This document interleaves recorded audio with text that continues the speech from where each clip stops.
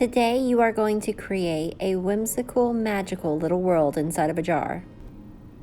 You're going to let your imagination run wild. What makes this surrealist art lesson so fun is that it doesn't have to all make sense. You could never fit a bear in a jar or an elephant in a jar, but in our imaginations or in our dreams, we could. And we're going to do that today with our artwork.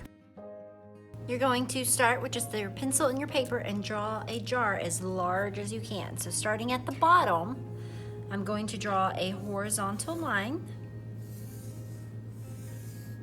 with just a slight curve, just a little bit of a curve, not a big curve.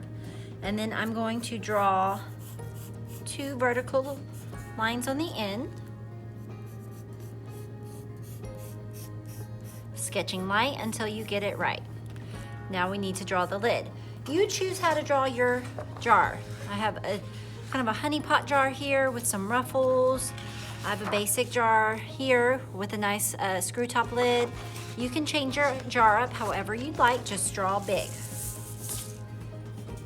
Curve it in, curve in. Now I'm gonna draw the lid on here and a curved line, just a little bit of a curved line here, parallel curved line here.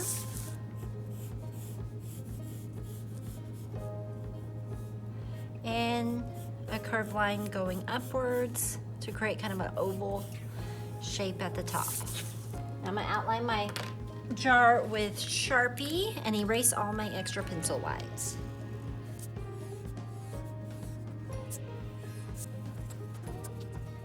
On my lid, I'm gonna go ahead and add some texture. Now we are going to design what's inside of our jar. Use your imagination. You could never fit an elephant or even a bunny inside of a jar, but with our imaginations we can. So I want you to create your own magical world. Here, I haven't finished coloring yet, of course, but I have my beautiful elephant, a little bunny friend, some large insects compared to my animals, and some big beautiful vines and plants.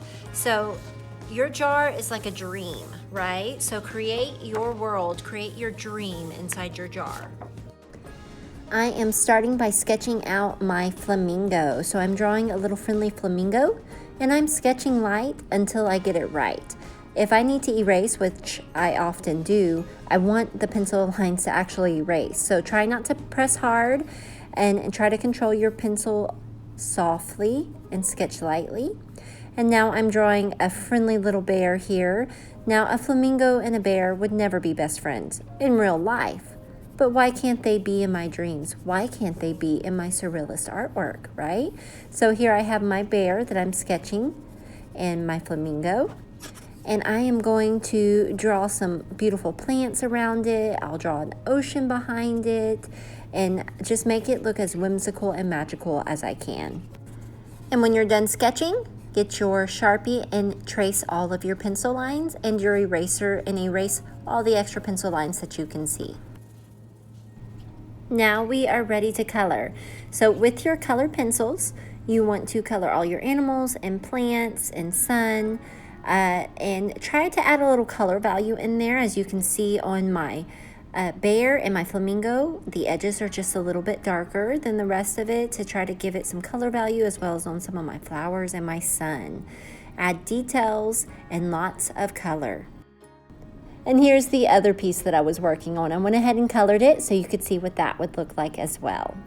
After you have colored all your animals and plant life, maybe your sun, go ahead and start in your lid. You are going to use watercolor paints to paint. I did add a little shading with my colored pencil and just a little bit for my sand to add texture. You can choose to do that. But if you have a large body of water or sky or ground, you can paint that with a light wash of watercolor paint.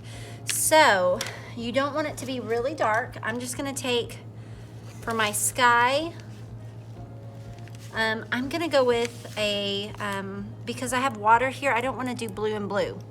I am going to go ahead and do a little sunrise picture really, really lightly.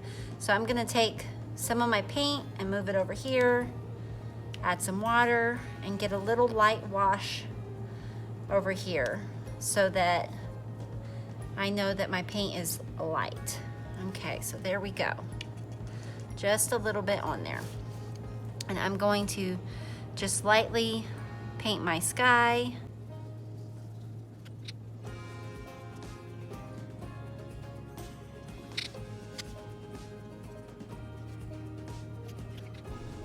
And of course, do a light wash of blue on my water.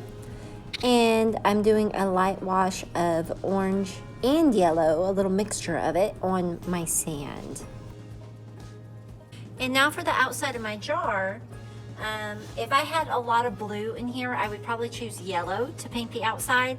But this one is pretty colorful. I got a nice balance of colors. I don't have any purple. I think purple would be a really great contrast to make my jar stand out. So I'm gonna do a light wash of purple around my jar. So again, I'm taking my paint and water and just putting a watery purple puddle right here so that I have a nice thin light color of purple to paint my background.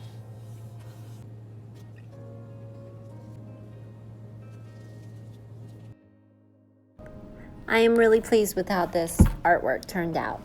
So it's kind, it's friendly, it's fun, it's surreal.